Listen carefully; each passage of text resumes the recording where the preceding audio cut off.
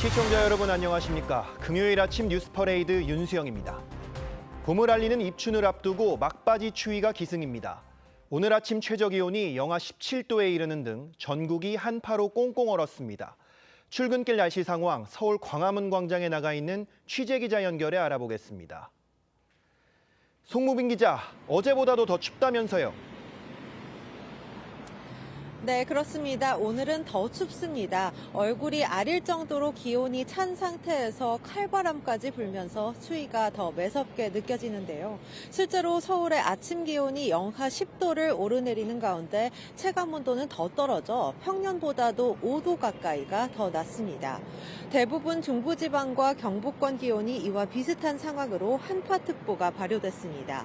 특히 경기 북부 내륙과 강원 내륙 산지는 영하 15도 안팎의 강추위가 불어닥쳤습니다.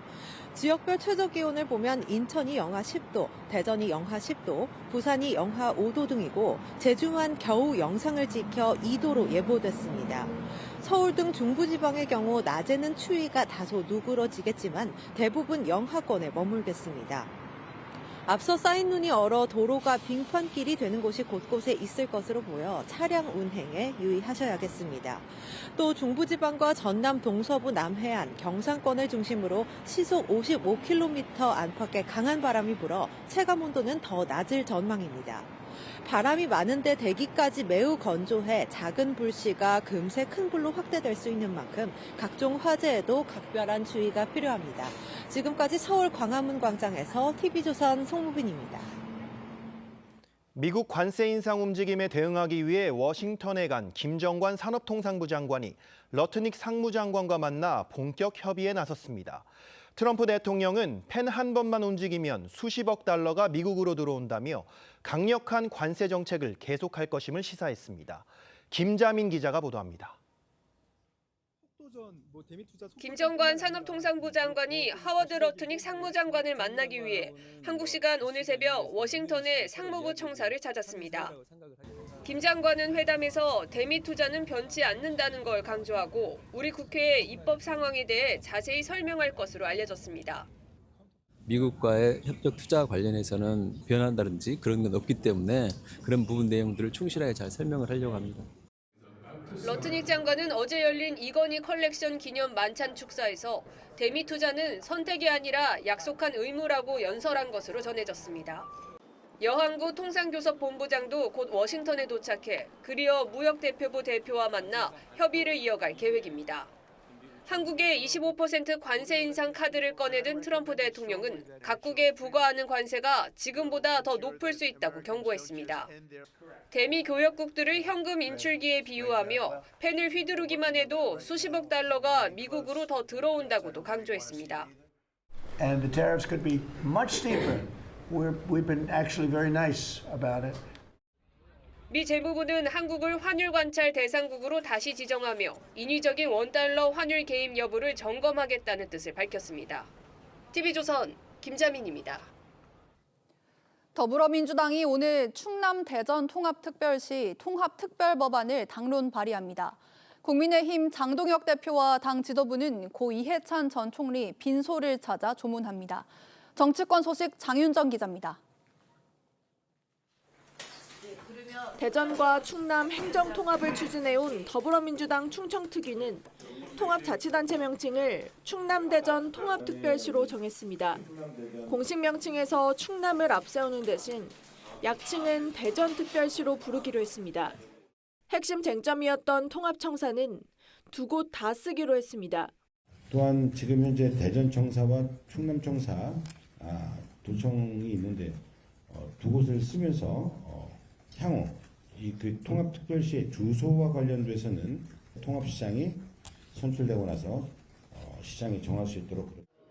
특위는 오늘 충남대전 통합특별시 설치에 관한 특별법을 당론 발의할 예정입니다. 6.3 지방선거에서 통합시장을 선출한 뒤 7월 1일 통합시 출범을 목표로 합니다. 국민의힘 소속 이장우 대전시장은 자치분권 실현에 못 미치는 법안이 제출되면 큰 저항이 따를 거라며 주민투표 가능성도 시사해 통합 과정에서 난항이 예상됩니다. 국민의힘 장동혁 대표를 비롯한 야당 지도부는 고 이해찬 전 국무총리 빈소를 찾아 조문할 예정입니다. 앞서 장 대표는 빈소가 마련된 첫날 장례식장에 근조 화환을 보내 애도했습니다. 야당에서는 지금까지 조경태, 나경원, 윤상현, 윤재욱 의원 등이 이 전 총리 빈소를 찾았습니다. 이 전 총리의 발의는 내일 새벽 6시 30분 서울대병원에서 거행되고 안장식은 세종시 은하수공원 묘역에서 진행될 예정입니다. TV조선 장윤정입니다. 국민의힘 지도부가 결국 한동훈 전 대표에 대한 제명을 의결했습니다. 한 전 대표는 반드시 돌아오겠다는 짧은 메시지만 남겼는데 친한계와 오세훈 서울시장까지 나서서 지도부 사퇴를 요구하고 있어 6월 지방선거를 넉 달여 앞둔 시점에 당 내홍이 커지고 있습니다. 임희원 기자입니다. 장동혁 국민의힘 대표가 단식 이후 일주일 만에 복귀해 최고위원 회의를 주재했습니다. 최고위원 사이에선 한동훈 전 대표 제명 표결을 놓고 설전이 벌어졌습니다. 우리 당의 미래를 위해 우리의 악성 부채들을 정리해야 합니다. 결국 탄핵 찬성에 대한 보복이라고 생각합니다. 이후 회의는 비공개로 전환됐고 20분 만에 한 전 대표 제명안이 최종 의결됐습니다. 장 대표를 포함해 의결권을 가진 최고위원 등 9명 중 7명이 제명에 찬성했고 양향자 최고위원은 찬반 의사를 밝히지 않았습니다. 이번 결정으로 당원권이 정지된 한 전 대표는 최고위 의결 없이는 향후 5년간 재입당이 불가능해졌습니다. 한 전 대표는 제명 결정에 대해 국민을 위한 좋은 정치의 열망을 꺾을 수는 없다며 끝까지 싸우겠다고 했습니다. 절대 포기하지 마십시오. 기다려 주십시오. 저는 반드시 돌아옵니다. 친한동훈계 의원 16명은 한 전 대표 제명은 심각한 해당 행위라며 지도부 총사퇴를 요구했고 오세훈 서울시장도 지도부 사퇴 요구에 가세했습니다. 초재선 의원 모임인 대안과 미래도 당 분열을 초래하고 외연 확장의 장벽이 될 것이라며 지도부를 비판하고 나서는 등 국민의힘 당내 갈등은 당분간 불가피할 거란 전망이 나옵니다. TV조선 임효원입니다.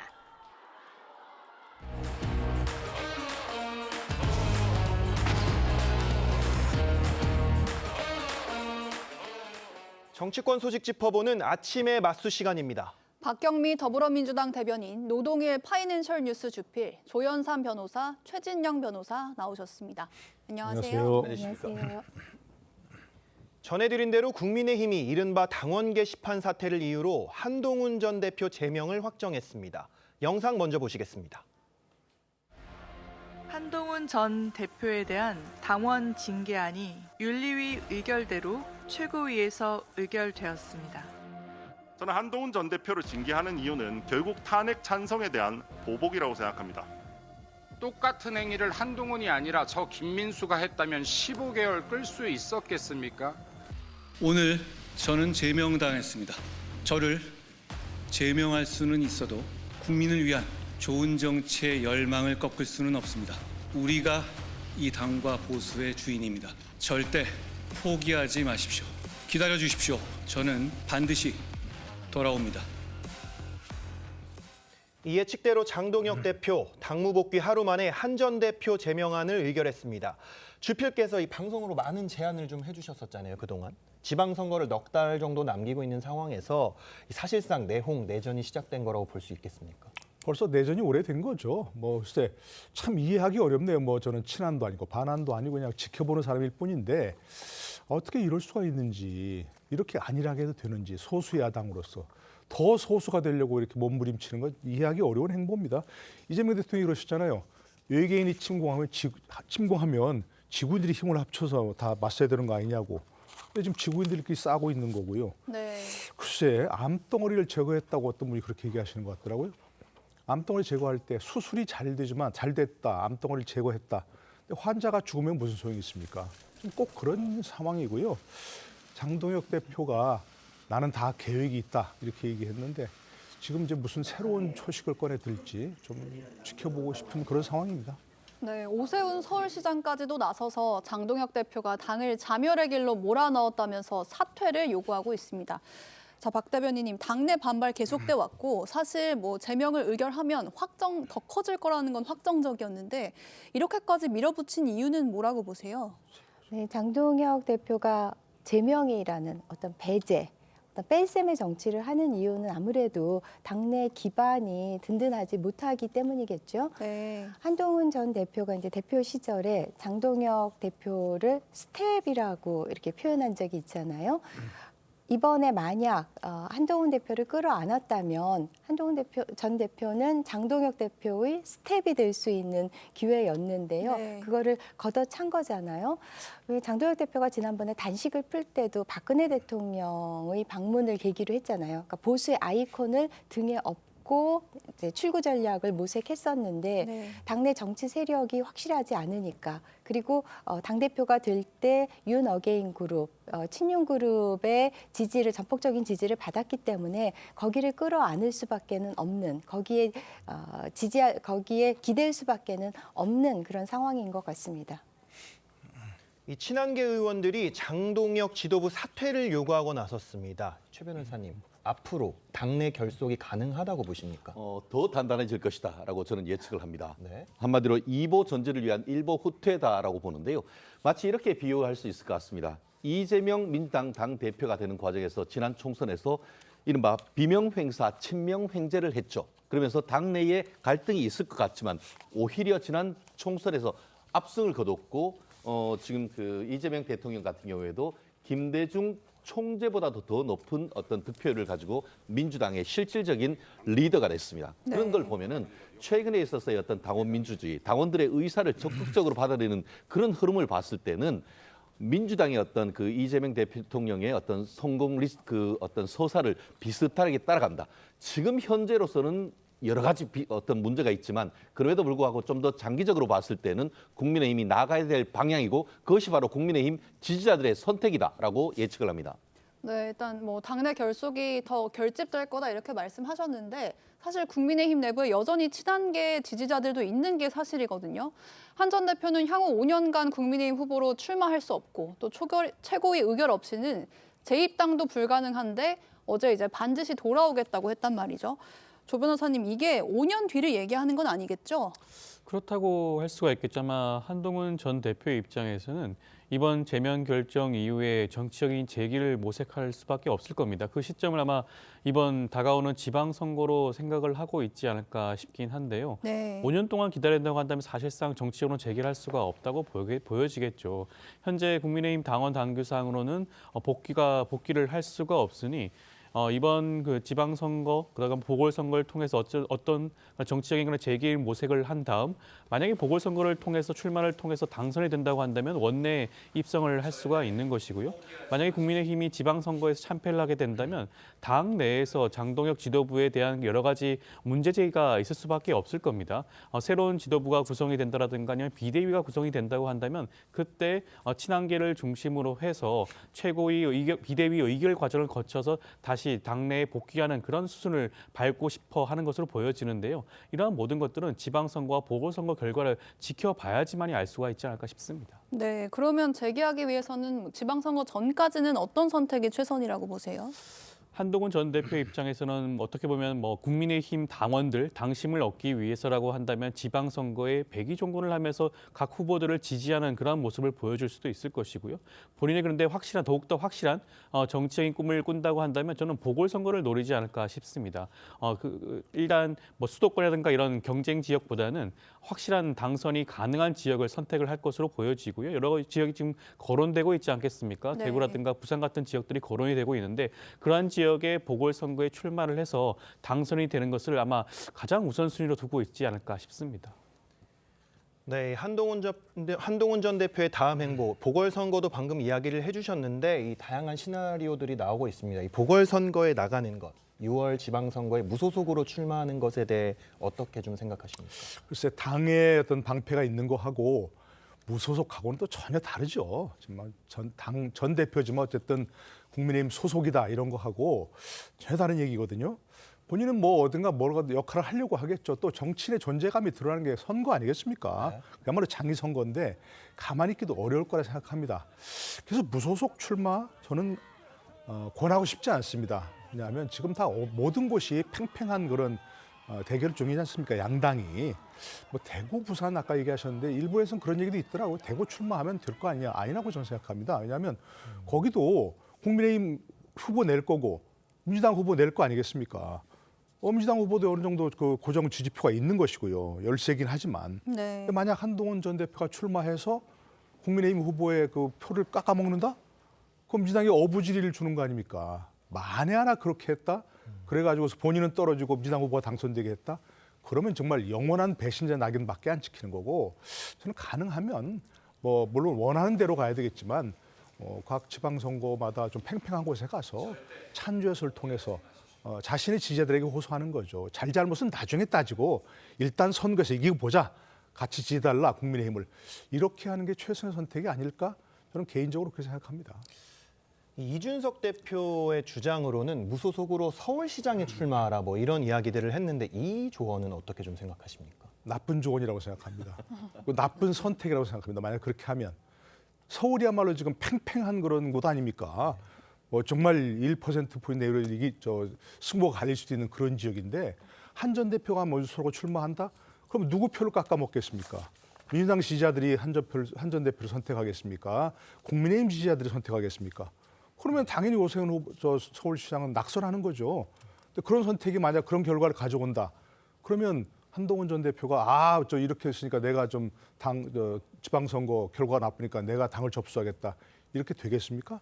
저는 정말 나쁜 조언이라고 생각합니다. 이준석 대표도 이렇게 보면 그냥 출마하는 정도라 했지 당선되는 얘기를 하지 않습니까? 네. 자, 그러면 무소속으로 원내 입성해서 정치적으로 생존하는 거 외에 이제 뭐 법적으로 가처분 신청해서 대응하겠다 이런 얘기도 좀 거론이 되고 있는데 최 변호사님 이거는 가능성이 어느 정도 있다고 보세요? 지금 한동훈 대표 측은 효력정지 가처분 등을 고심하고 있다라고 하는데 네. 고심하는 척하고 있다라고 생각합니다. 결론적으로 얘기했을 때 저는 개인적으로 예측하기에 가처분 소송으로 못 나간다. 안 하는 게 아니고 못 나간다. 왜냐하면은 절차적 하자와 실체적 하자가 있어야 되는데 절차적 하자와 관련해 가지고 어떻게 보면 당무감사위원회도 소명할 기회를 줬는데 스스로 걷어찼고 윤리위원회에서도 소명의 기회를 했는데 나오지 않았고 거기다가 재심 기회를 줬음에도 불구하고 아무런 대응을 하지 않았기 때문에 과연 법원이 절차적 하자를 인정할 수 있는가에 대한 의문이고 나아가 실체적 하자와 관련해서 어떤 그 조작 감사가 있었다라고 주장하면은 법원은 뭐라고 할까요? 조작했는 내용이 뭐죠? 라고 하면서 소명이라고 합니다. 그러면 어떻게 되느냐? 이른바 IP 2개에서 6명이 돌아가면서 했다는 그 내용, 내지는 73년생 한동훈이 아니고 86년생 한동훈이란 사실 자체에 대한 스스로 소명을 해야 하는데 그것이 가능할까요? 지금까지 그렇게 소명을 해달라고 하는데 법원에서 만약에 그 소송을 하면 이 부분을 스스로 해명을 해야 하는데 그런 절차로 나갈까요? 그렇기 때문에 저는 안 하는 것이 아니고 못한다라고 생각합니다. 네, 다음 소식 짚어보겠습니다. 이 김건희 여사에 대해서 특검 구형량보다 낮은 징역 1년 8개월이 선고된 1심 판결 이후 후폭풍이 이어지고 있습니다. 여야 반응부터 듣고 오시죠. 어떻게 김건희가 무죄이죠? 주가 조작에 대한 인식은 있었으나 공범은 아니다? 그래서 무죄다? 이게 말이 되는 소리입니까? 정말 대단한 아쉬움이 있죠. 네. 이게 사실은 저희 당을 굉장히 압박했던 이슈거든요. 그렇죠. 무죄가 선고됐다면 저희 입장에서는 그 당시에 빨리 어쨌든 이것도 털고 왔으면 이런 일이 안 생겼을 것이고. 이 민주당에서는 김건희 여사 1심 선고를 내린 우인성 부장판사를 향한 비난들이 나오고 있습니다. 슈퍼 직위원, 이건 이제 윤석열 전 대통령 재판을 진행하고 있는 직위원 판사를 빗댄 것 같은 어떤 비아냥성 발언 같거든요. 여기에 이제 판사들에 대한 교체 요구까지 지금 나오고 있는 상황 어떻게 좀 보십니까? 저도 뭐 납득이 안 됩니다. 예를 들어 15년 구형을 했는데 1년 8개월? 이건 진짜 납득이 안 되고요. 근데 먼저 납득이 안 되는 게 있었습니다. 지난 며칠 전에 바로 한덕수 전 총리에게 15년 구형을 했는데 23년형을 선고했잖아요.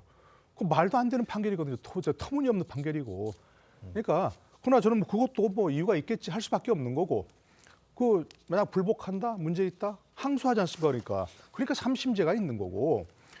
징역 15년 구형에 1년 8개월이 마음에 안 든다? 그러면 항소하는 거죠. 검찰이 항소하고 해서 그게 3심제 그 어떤 드리고 1심 판결에 불복하면 2심 판결로 가라는 거죠. 만약에 승복한다면 둘 다 승복해야 되는 것이고 불복한다 그러면 둘 다 불복해야 되는 겁니다.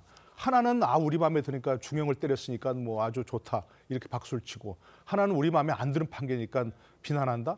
이건 말이 안 되는 이죠. 네, 이 특검의 구형량과 선고량이 너무 차이가 나니까 야권에서는 민주당식 정치 선동의 실체가 드러났다 이런 비판도 나옵니다.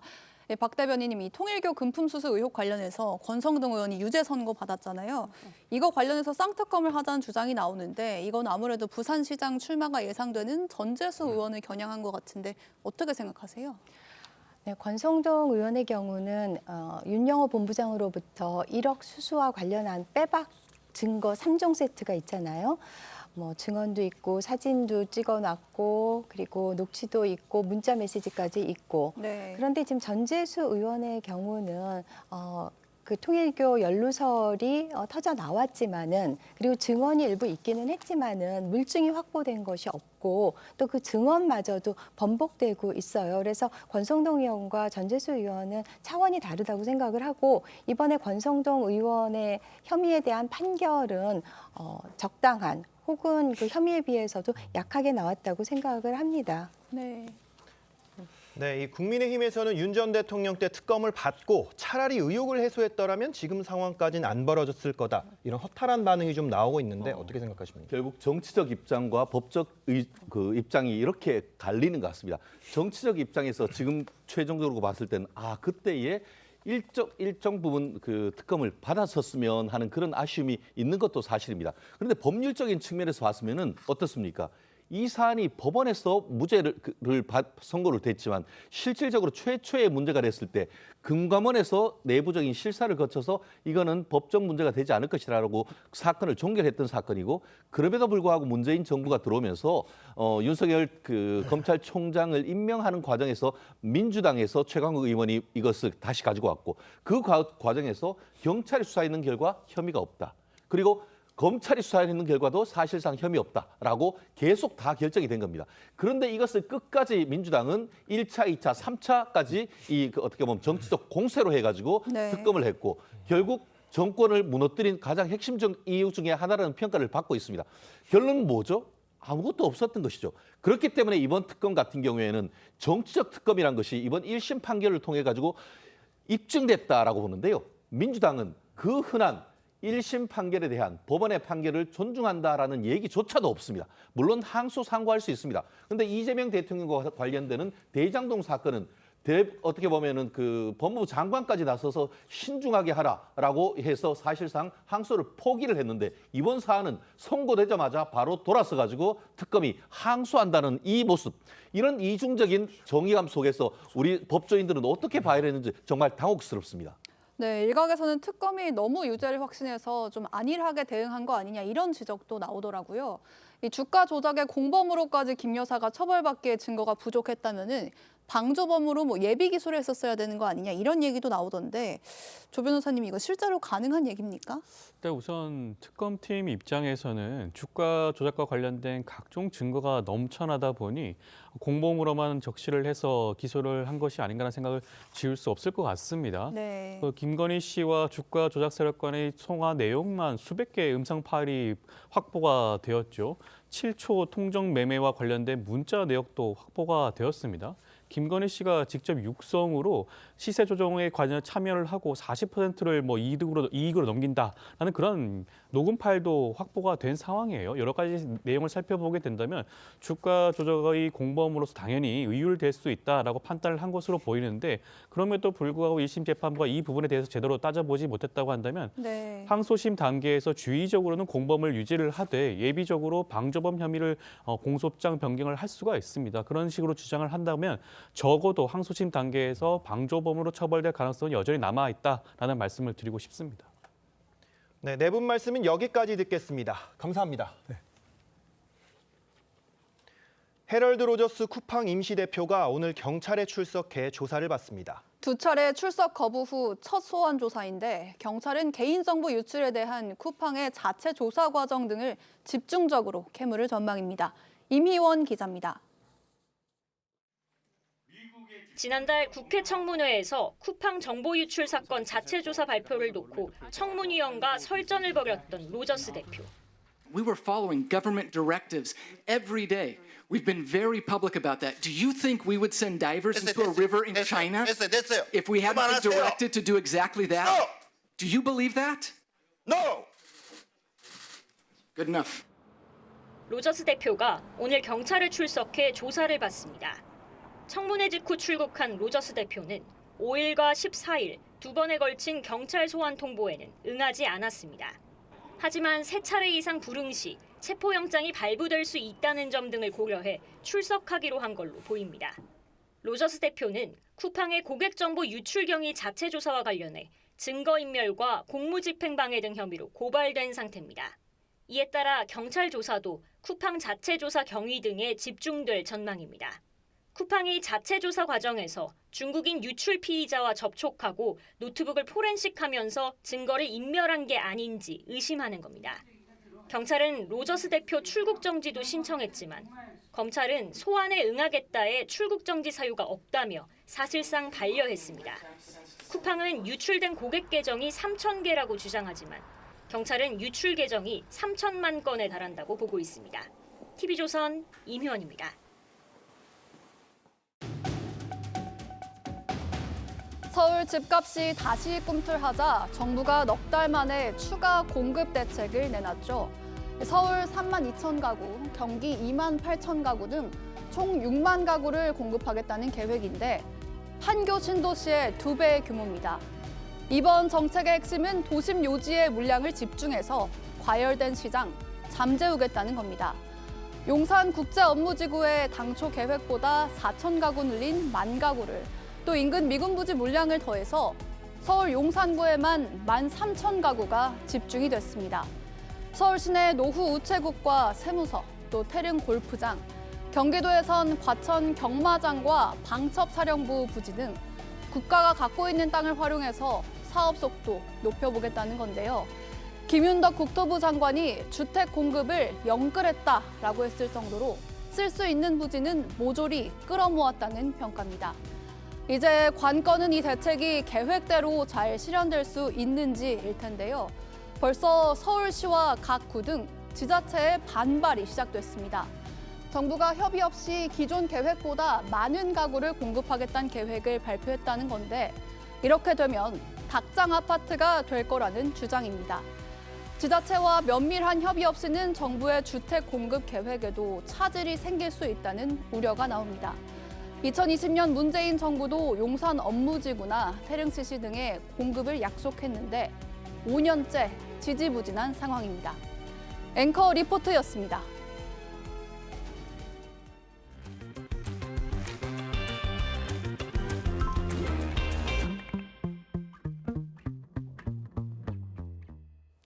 방금 보신 것처럼 정부가 서울을 비롯한 수도권 핵심 지역에 주택 6만 가구를 공급하겠다는 대책을 내놨습니다. 관련 내용 이인철 참 좋은 경제연구소장과 함께 자세히 짚어보겠습니다.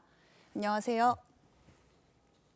이 정부가 짜투리 땅을 긁어 모아서 영끌을 해서 6만 가구를 공급하겠다고 했는데요. 이 주택 공급 지역들 구체적으로 좀 짚어주시겠습니까? 그렇습니다. 지금 어제 타이밍이 정말 절묘한 게 한국부동산원의 주간 아파트 가격 동향이 나왔는데 서울 아파트 가격이 52주 연속 올랐습니다. 네.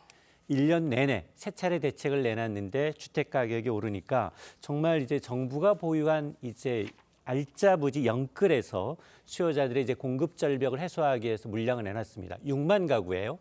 이 중에 절반 이상이 서울입니다. 3만 2천 가구. 목동 신시가지가 1단지부터 14단지까지가 있거든요. 네. 2만 6천여 가구예요. 그런데 용산에 13,000 가구니까 지금 목동의 절반 정도가 여기에 입주가 가능할 정도의 규모이고요. 네. 용산도 괜찮은데 과천도 있고요.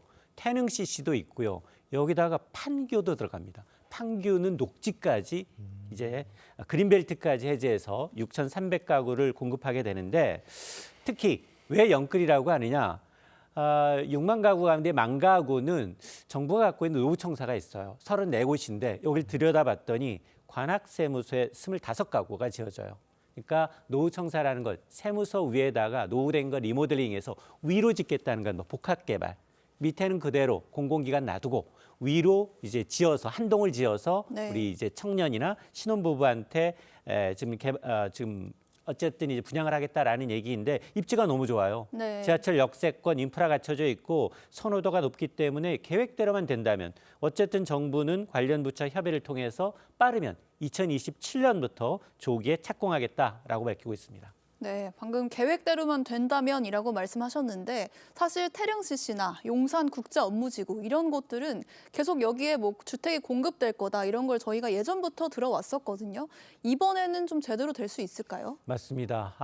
안타깝게도 지금 6만 가구의 이제 핵심 지역, 1만 가구 이상을 제공하고 있는 용산과 그리고 이제 태릉CC의 경우, 과천의 경우 사실 보니까 어디서 들어봤는데라고 하실 텐데 6년 전 문재인 정부 시절 2020년 8.4 대책의 일환으로 포함됐던 지역들입니다.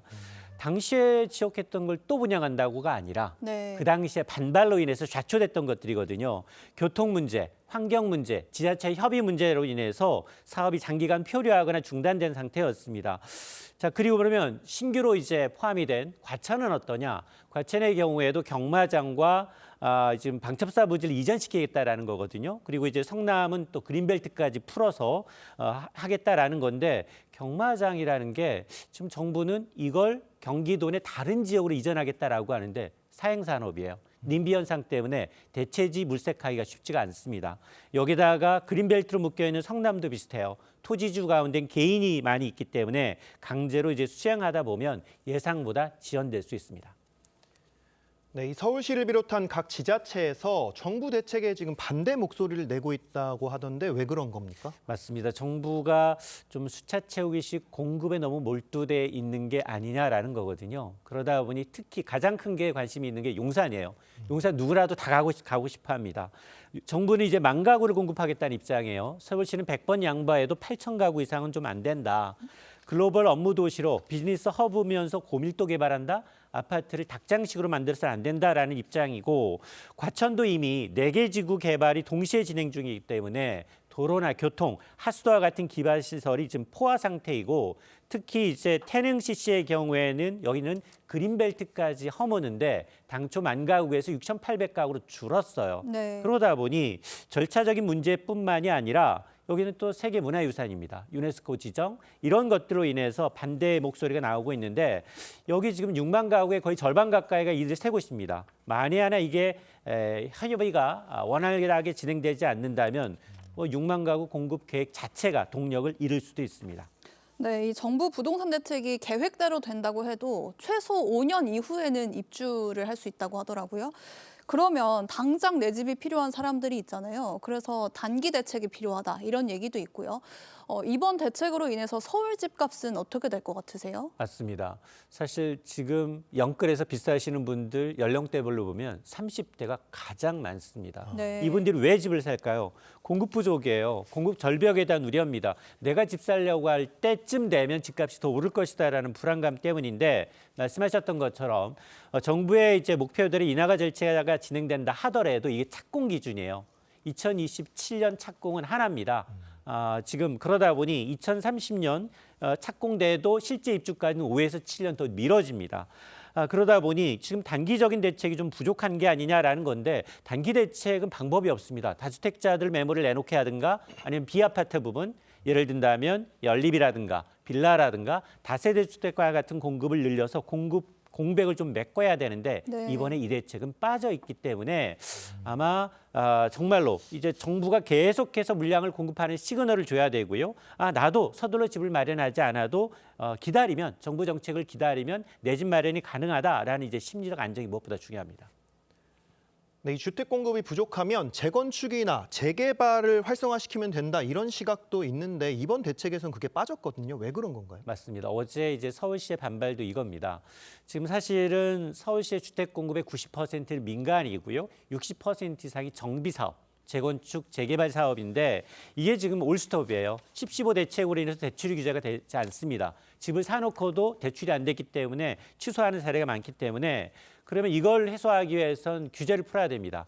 재건축 초과이기 환수제라든가 용적률을 상향해서 이제 조금 정비사업 지원책이 나와야 되는데 그러나 이 부분에 대해서는 지금 정부는 꺼리고 있습니다. 왜냐? 이렇게 재건축 초과이기 환수라거나 그리고 이제 대대적인 용적률 완화라는 게 자칫 그 주변 집값을 또 자극할 수 있다라는 우려를 하고 있어서 아마 이 우려를 해소하지 않는 한 단기적으로 이제 집값을 안정시키기는 좀 어려운 상황입니다. 네, 이인철 소장님 말씀은 여기까지 듣겠습니다. 감사합니다.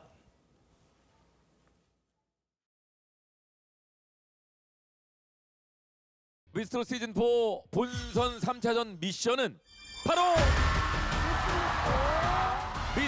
미스터 메들리입니다.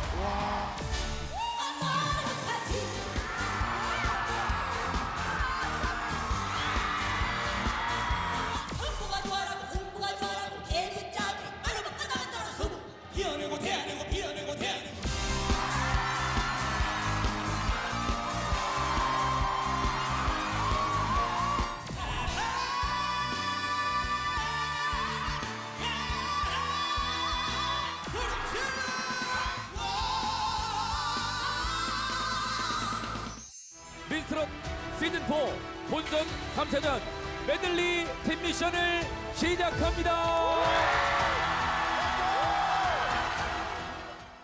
미스트롯4 사상 최초로 미스 앤 미스터 메들리가 진행이 됐습니다. 미스터트롯 3 톱7 멤버들과의 무대 케미는 어땠을지 최보윤 조선일보 기자와 짚어보겠습니다. 안녕하세요. 안녕하세요. 먼저 시리즈 사상 최초로 진행이 됐던 미스 앤 미스터 메들리 팀 미션 어떻게 진행되는 건지 간단히 설명 좀 부탁드리겠습니다. 네, 본선 2차전에 상위 5명이 자기가 꾸리고 싶은 미스터트롯 탑7 중에서 1명이나 2명을 선정해서 5명이 이제 팀을 꾸립니다. 그리고 5명끼리 이제 팀을 꾸려서 그 전체적으로 2,000점, 팀 메들리에서 2,000점을 받고 그리고 이 중에서 또 에이스전이 있는데요. 그 예전같이 대장전이라고 팀 리더가 에이스에 나서는 게 아니고요. 그 중에서 에이스를 한 다른 사람이 될 수도 있고 대장이 에이스가 될 수도 있습니다. 네. 그 사람이 또 2,000점을 받습니다. 그래서 총 4,000점 만점으로 해서 최종 1등이 있습니다. 1등이 꼽히는데요.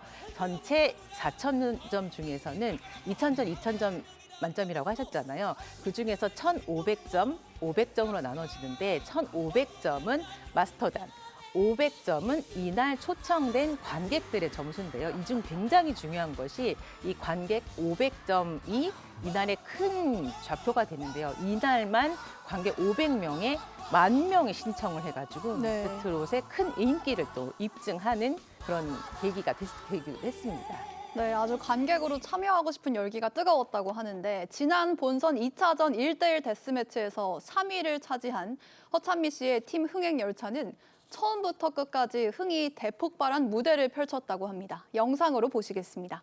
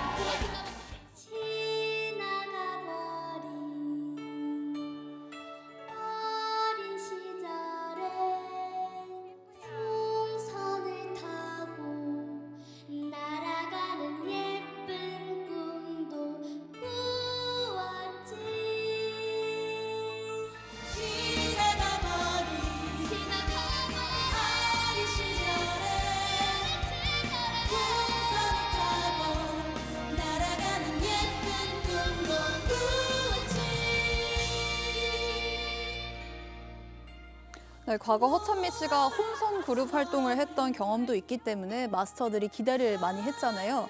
그래서인지 이 최재명과 추혁진을 아주 무대 적재적소에 배치해서 무대가 에너지가 넘쳤다고요? 네, 그렇습니다. 장윤정 마스터가 처음에 이랬습니다. 전략의 싸움이다 이런 네. 말씀을 하셨는데요.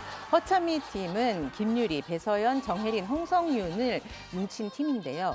최재명, 추혁진을 딱 최재명의 경우는 홍성윤과 함께, 추혁진의 경우에는 허찬미 씨 특기잖아요. 춤, 퍼포먼스를 멋있게 보여주면서 흥행열차가 이날의 1위로, 마스터 점수에서는 1위로 오를 수 있는 그런 구성을 보여줬습니다. 네.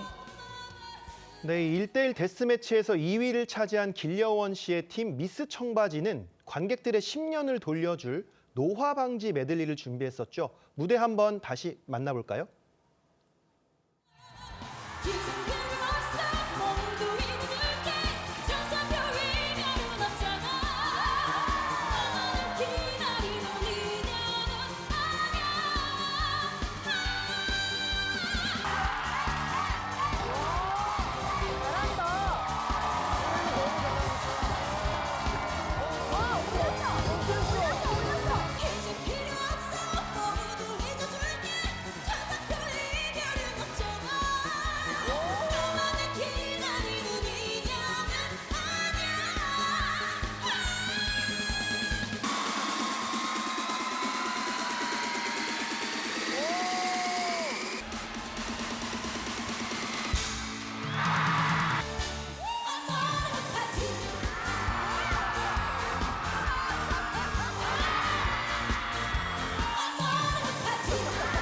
네, 미스 청바지 팀은 미스트롯3 진 김용빈과 무대를 꾸몄습니다. 이 국민 고음 폭발곡인 현명한 선택부터 아모르 파티까지 눈을 뗄 수 없는 무대를 보여줬는데 이 김용빈 씨가 춤까지 췄다는데 굉장히 특별한 무대였나 봐요.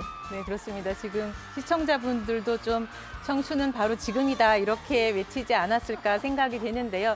조금 회춘하셨나 이런 바람입니다. 그 김용빈 씨 지금 헤드뱅잉 계속 나오고 있는데요. 김용빈 씨 평소에 안 움직이기로 유명한 김용빈 씨도 움직였다 이런 평가를 받고 있습니다. 길려원 씨가 2위를 했었는데 팀을 이렇게 구성을 해서 아모르 파티 이런 각종 곡을 선곡을 해서 이날 또 2위로 올랐습니다. 이날 특히 소찬희 씨의 현명한 선택 노래를 부르면서 고음 타력쇼를 불렸던 것이 네. 아주 높은 평가를 받았습니다. 네, 1대1 데스매치 2차 진 윤윤서의 팀 뽕진2는 왕언니 저구가 춤을 추는 모습도 아주 인상적이었어요.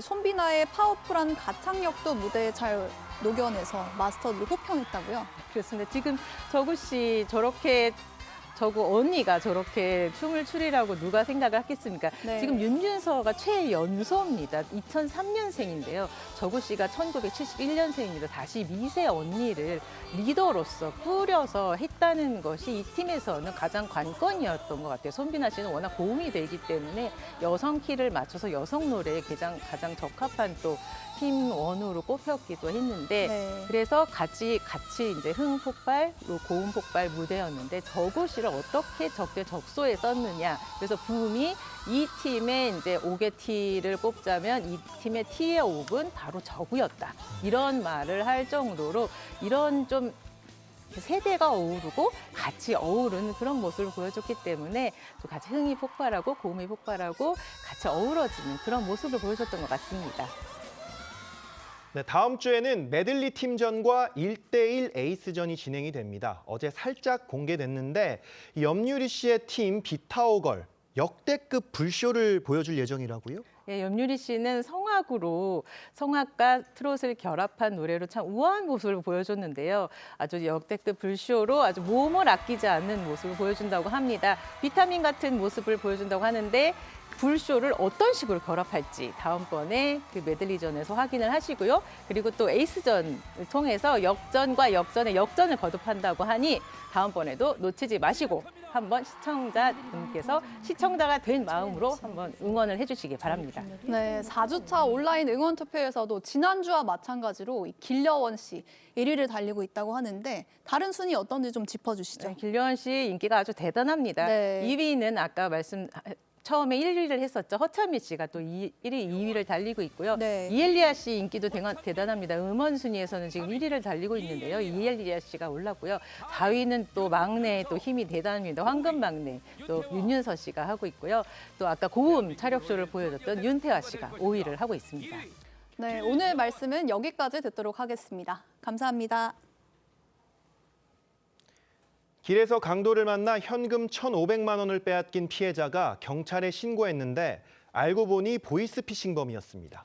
돈을 빼앗은 사람 역시 같은 보이스피싱 조직원이었는데 수수료만 챙기기 아쉽다며 강도로 돌변한 겁니다. 이나라 기자가 보도합니다. 모자를 눌러쓰고 마스크로 얼굴을 가린 남성이 다른 남성의 어깨를 붙잡고 골목 안쪽으로 들어갑니다. 가방을 빼앗긴 남성이 돌려받기 위해 따라 나오자 위협하며 다시 안쪽으로 밀어넣습니다. 얼마 뒤 골목을 뛰어나온 남성이 차 안에서 대기 중이던 일행과 함께 도망칩니다. 지난달 29일 서울 송파구 주택가에서 피해자를 흉기로 위협해 현금 1,500만 원을 훔친 일당이 붙잡혔습니다. 피해자의 신고를 받고 경찰이 수사에 착수했는데 이상한 점이 발견됐습니다. 피해자의 현금 출처를 확인하는 과정에서 CCTV를 확인해 보니 사전에 강도와 만나는 장면이 나온 겁니다. 알고 보니 강도와 피해자 모두 보이스피싱 조직원들이었습니다. 수수료만 받은 것에 불만을 품은 두 명이 강도로 돌변해 범죄 자금 전체를 빼앗은 겁니다. 보이스피싱 사범들에 대해서 엄정한 수사를 통해 반드시 처벌토록 하겠습니다. 적극적으로 신고해 주시고. 경찰은 강도 2명을 특수 강도 혐의로, 강도 피해자이자 보이스피싱범은 전기통신 금융사기 혐의로 구속 송치했습니다. TV조선 이나라입니다.